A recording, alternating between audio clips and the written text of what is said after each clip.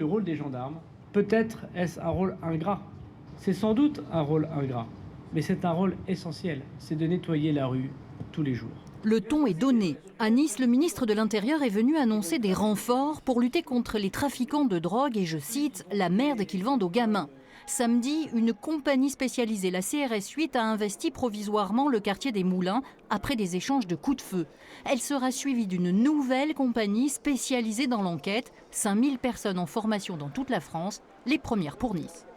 Je vous annonce que nous avons créé à Paris, à partir du mois de novembre, une forme de CRS 8 de l'investigation, c'est-à-dire des officiers de police judiciaire spécialisés à compétence nationale qui pourront être envoyés pendant plusieurs semaines sur un territoire pour aider des territoires locaux, pour lutter profondément contre la drogue, pas simplement sur la voie publique mais en réseau. Et j'ai décidé que ce soit la ville de Nice qui, les premières, va bénéficier de cette expérimentation pour lutter profondément contre les réseaux, les interpeller. Il y a à Nice une douceur de vivre qui est menacée par des trafiquants, notamment venus de Marseille. Il faut évidemment mettre fin à ça. À peine le temps de récompenser quelques policiers, direction le poste frontière de Menton, confronté à une augmentation de flux migratoires, dont une majorité, se félicite le ministre, demandera plutôt l'asile en Allemagne. Là encore, il est venu avec des annonces.